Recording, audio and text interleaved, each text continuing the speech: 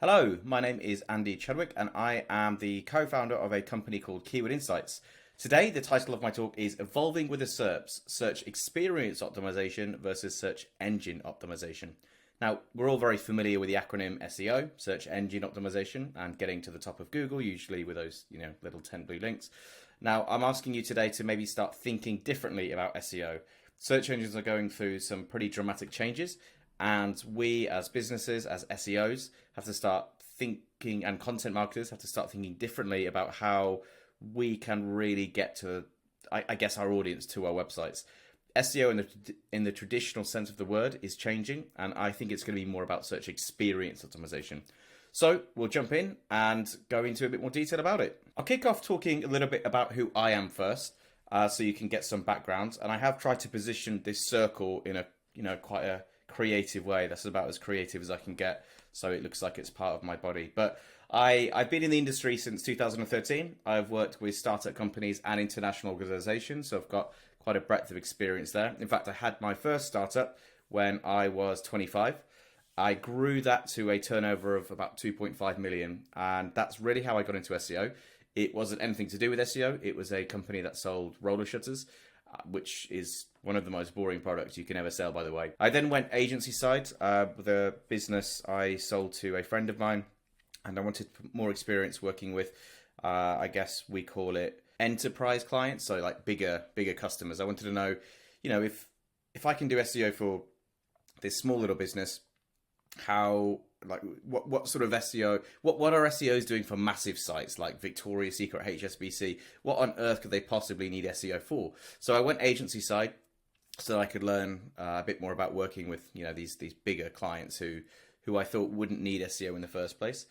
And then following on from there, I am the co-founder of Snippet Consulting. So when I left agency, I started my own freelancing business, and I met my business partner, Siganthan, and we decided to make a small agency together, a boutique agency focusing very heavily on keyword research and content marketing. That's what we've become known as in that space.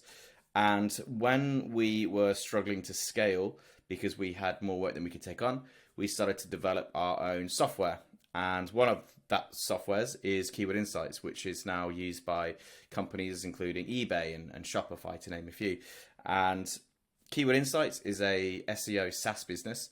It helps content marketers create better content quickly. It helps you cluster keywords into topical clusters and then push those clusters into content briefs. And we have an AI writing assistant that helps content marketers spin up content very quickly. So really had quite a varied experience between in-house, agency, SaaS, and everything in between. Cool. So search experience optimization versus search engine optimization. Let's begin. As I'm sure many of you will know, the search engine results pages are a rapidly changing landscape. So this is, how it used to look in 1998. Really basic, no ads, importantly. And you typed in a keyword and Google tried to work out the best results to show you based on keyword density. Really, it was really that simple. If it contained the keyword, a lot of times they ranked it. Year 2000, we start to see the ads come in, so the search results start to get so the search results start to get pushed down a little bit. 2008, Google starts bringing in these things called quick answers. So rather than just giving you the 10 links to hopefully answer your question, it starts to bring in these panels which hopefully answer questions for you quicker than it would be. And we've got to remember the goal of Google is, and every search engine, is really to ensure a user gets to the answer as quickly as possible. So that's why in 2012, Google brought in what they call the knowledge graph. And what they did was start mapping entities and people and relationships between all of those things.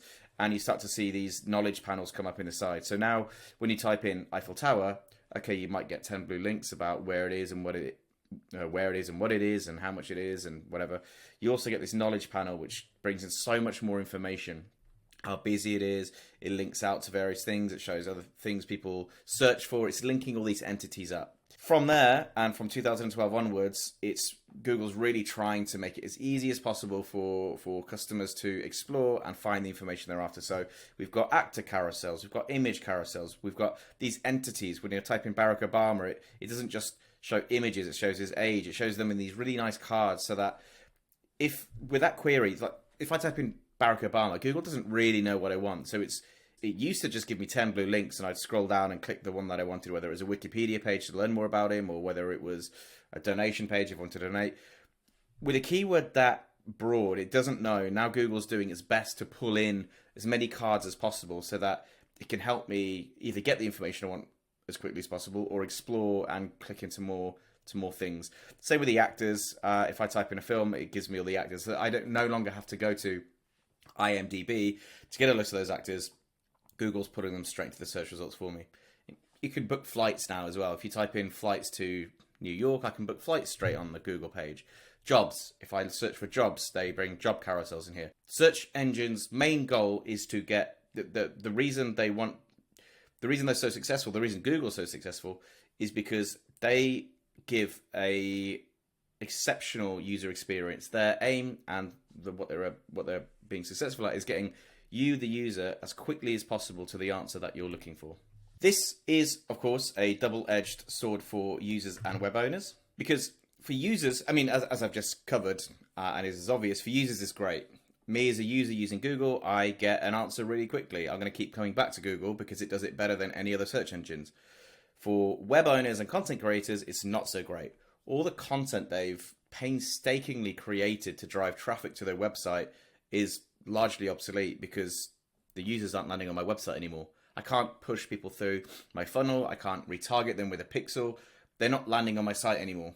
And ironically, Google hates you scraping them, but they are very happy to scrape you and pull that information into their search results to make it very easy for users to get to their answer as quickly as possible. There's a really sobering case study that I like to bring up as an example of this, and it's celebrity net worth. So you used to be able to, back in the day, you type in Floyd Mayweather net worth and you land on celebrity net worth to get whoever, how much he was worth. And so celebrity name net worth was, a huge keyword series. Tom Hanks net worth, Tom Cruise net worth, Floyd Mayweather net worth. And celebrity net worth used to get a lot of visitors, like millions of people a month.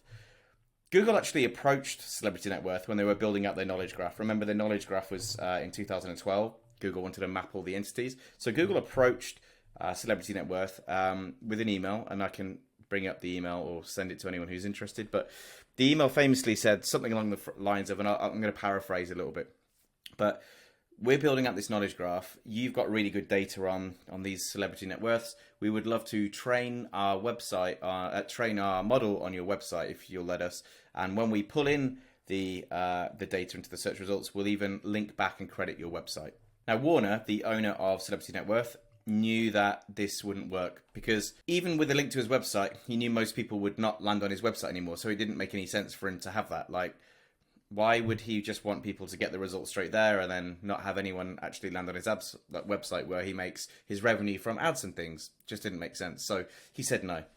In 2013 or 2014, I believe, Google did it anyway.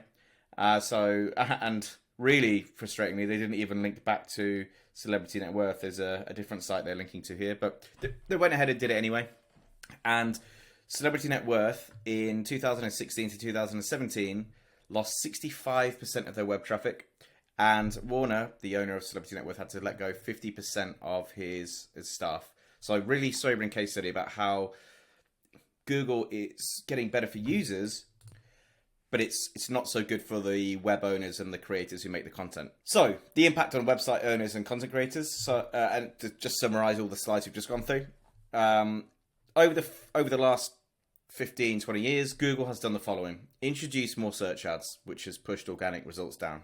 It's better camouflaged those search ads. So back in the day, they used to be all green like this. Now, if you were to search, they blend in a lot more. This is just unless I know that is part of this, they don't have that little green ad anymore. So they better camouflage those ads as well. They have also introduced new features to keep people on the SERP page, and we covered some of them. So they have like image carousels. If you type in image of Everest, it will put in all the image things, and video carousels and map packs and job boards, and you can book flights on Google, and you can actually, type in mortgage calculator. So all the banks like NatWest and HSBC used to really heavily optimize for mortgage calculator because they could get the traffic through and then ideally convert them. They will now appear straight direct on the search engine page, so there's no need for users to go to a website. So that's what they've been doing over the following years. Really good for users. But for SEOs and content marketers, they're now struggling with the following. Truly understanding where their content ranks, because you can now, you track your keywords, right? And you're looking at your keyword in position 1, or your rank tracking says that keyword's in position 1. But really, if there's a SERP result, if you're ranking number 1 for mortgage calculator, but there is actually a mortgage calculator on Google, are you in position 1 really? And is it a fair metric? Because it's, people aren't going to come to it, so that position 1's almost pointless. They're finding it hard to understand what keywords to prioritize. But back in the day, you would optimize a blog or a guide for a keyword, whereas now, for a given keyword, you don't know actually what the search results are going to be. Is it going to be videos? Is it going to be images? So you have to optimize towards the right intent. We're also, content marketers and SEOs are really struggling to justify the creation of content, especially when it comes to written content, right? Because writing content can be costly. Getting writers and writing 1,800 word, 2,000, 5,000 word pieces is not cheap. And if the immediate impact on revenue isn't clear, and if it's not going to be seen, or Google's going to pull in answers anyway, it's really hard for SEOs and content marketers to justify creating that content. We'll go into how and why I do justify that still a bit later on, but yeah, it can be hard to justify that.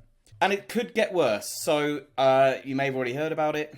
It should be coming out in the UK this year, but I think it is already out in the US. But search generative experience is coming. And what this means is, so basically Google's bringing AI now into its search engine off the back of what Microsoft did with OpenAI. And Google's is known as Bard, and it has the ability to summarize a wide range of written documents straight in its index. So, it's got access to the whole world of information, and it's going to run that AI over it and summarize all that straight in the search results. So now you can type in really long queries. What's better for a family with kids under 3 and a dog, Bryce Canyon or wherever else?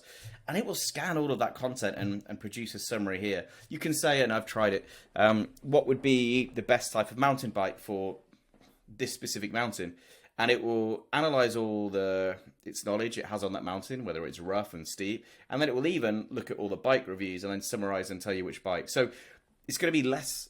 There's going to be less need for these affiliate type sites where you type in top 10 best microphones and those like PC Radar or Tech Radar or whatever it is ranks. It doesn't need that because Google can pull all that information in and write one for you using AI.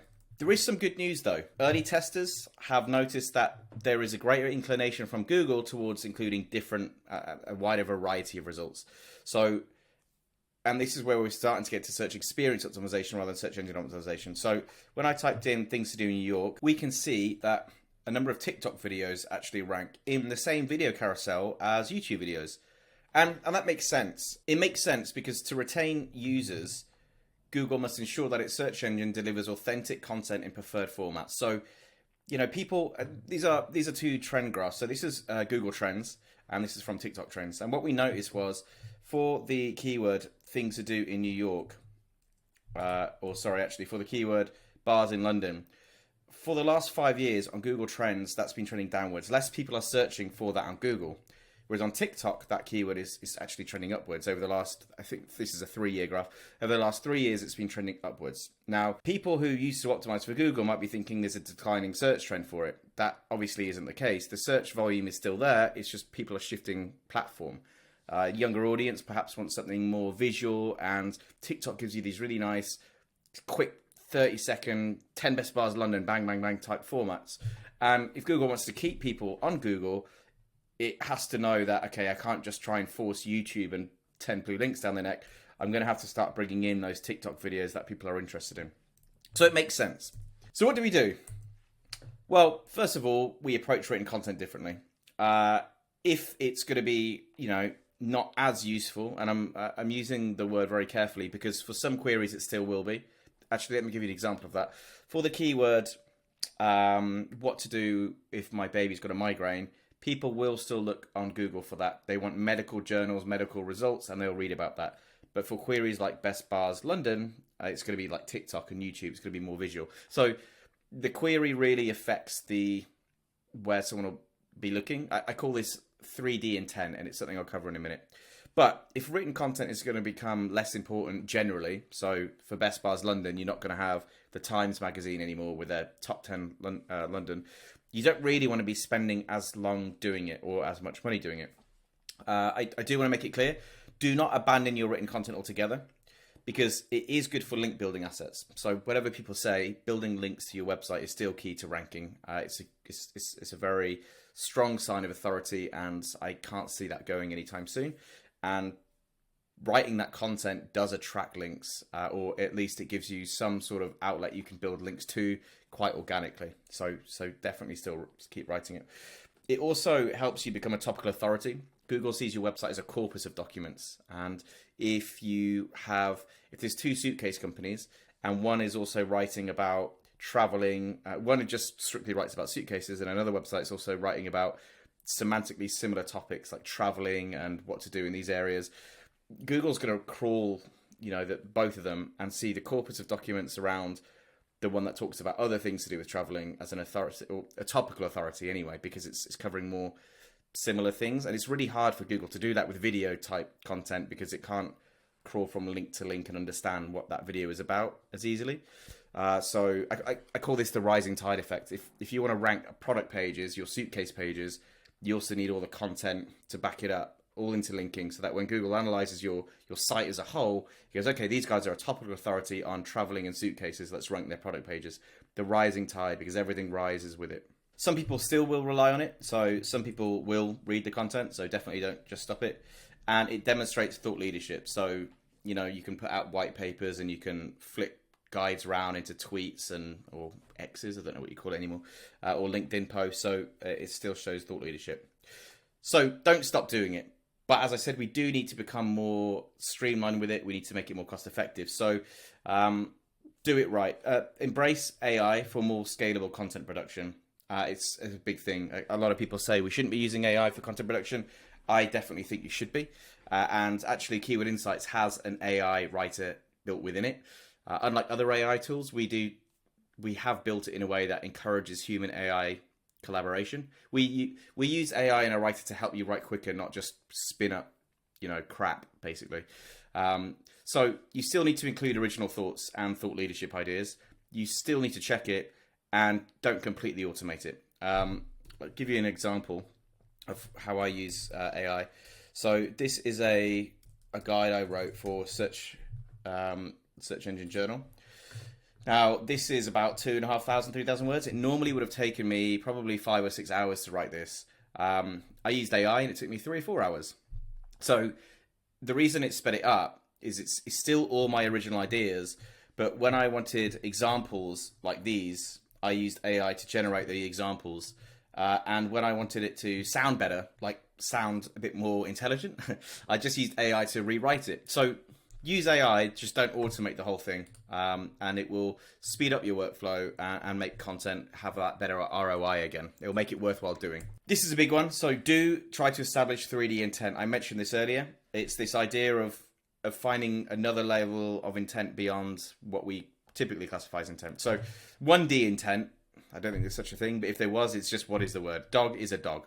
The 2D intent is what type of information do our audience want. If they just type in dog, or in the example Barack Obama that I used earlier, Barack Obama. But if they just type in dog, what do I mean? Do I want to buy a dog? Do I want to learn more about dogs? Is my query dog? Is it transactional or informational? What do I mean I want to do? That's 2D intent. And that's what most people do. And that's what Keyword Insights can work out for you at the moment. If you upload 50,000 keywords, we'll tell you if each keyword is informational or transactional, or that level of 2D intent. But what we also want to start working out is the 3D intent. Okay, we know what the word is. We know what type of information our audience wants, transactional, informational.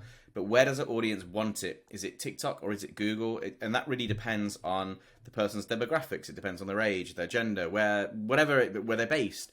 So that 3D intent that we're going to have to start bringing in, because as we've just seen, Google's results are changing. They're bringing in TikTok videos because they need you to keep coming back to Google. They're bringing in various different formats. So where are our audience going? And the other thing you can do, the biggest thing, is build your brand. Google can't take away branding clicks. And it's a whole talk on itself about how to build your brand, but it's really important. So do those thought leadership pieces, coming back to that written content, work with influencers. I think quite genuinely what we'll see is people, if Google is summarizing reviews and things straight in its search results, as we've seen with search generative experiences coming, people will start to rely on certain influencers more, to someone they can rely on. So I will have someone that I know cycles a lot and loves reviewing bikes and knows everything about them, and I will probably go and view their YouTube or their TikTok. So if I was a bike brand, I'd want to start working more with them, or building up my own brand ambassadors. So building a brand is going to be really important. And I guess the whole point of this talk, embrace search experience optimization. So stop thinking about search engine optimization, getting the 10 blue links at the top of Google and a bit of content, and start thinking about search experience optimization. And that comes in with that 3D intent. Where are our users? And we need to improve the experience overall for their query. I'm going to use an example here. Let's say I'm looking to renovate my bathroom. I would start looking maybe on Pinterest. That's where certainly my partner's searches would start. Bathroom ideas. And while I'm looking through these pictures, I see a really cool gadget in the corner. So I then go to TikTok. Bathroom gadgets, which is trending on TikTok. That is a query that people go to TikTok for. Cool bathroom gadgets. Now I've got an idea about my bathroom. I've got some gadgets I've bought. I'm then going to start doing this myself. So I go to YouTube to learn how to tile it. And then eventually when I come to buying the bathroom tiles and the rest of the bathroom, I might go to Google to find that. So for these different keywords, I'm going various channels. And if you're the brand that's across all of these, then you're going to be winning. You need to optimize for the search experience, not just the search engine. My search experience is multi-platform. It's with influencers. It's on YouTube. It's with key people on TikTok who review gadgets, everything. So I need to know that third level of intent now. I guess then, just to summarize those last few slides, if our audience is on TikTok for a certain query, we need to ensure we're there. If it's Pinterest, we'll be there. This is the essence of search experience optimization. Optimizing for the whole experience and not just, those 10 blue links on Google. And so to summarize, search engine result pages are changing and they're affecting traditional SEO practices or methods. There's no longer, 10 blue links are always going to be important, just not as important. There's going to be different media things being brought in. There's going to be TikTok. There's going to be generative AI bringing answers in. Google is trying to make it as quick as possible for users to find their answers, which means the written content we're so used to optimizing and producing isn't going to be as cost effective to produce. To adapt, users need to make content more affordable by adopting AI to help with their written content, but not replacing it. They need to build their brand, and most importantly, they need to establish what I call 3D intent. That's where you work out not just what the keyword is, or whether they want a transactional or informational result, but where do they want that result? What medium? Is it Pinterest for best bathroom ideas? Is it TikTok for best bars in London? Where do they want it? And this helps us, doing all of this helps us to optimize for search experience optimization, not just search engine optimization, but search experience optimization, which is really the crux of this talk. In essence, businesses must adapt strategies to stay relevant on multimedia platforms. And that's all there really is to it, folks. That is the end of everything. If you would like to reach me, then please hit me up on X or Twitter. My name's Digital Quokka on there, which is a weird little cute animal in Australia, which I love. Find me on LinkedIn. Reach out for a Keyword Insights demo if you'd like. More than happy to help. But hopefully that was interesting. And yeah, reach out with any questions. Thank you very much.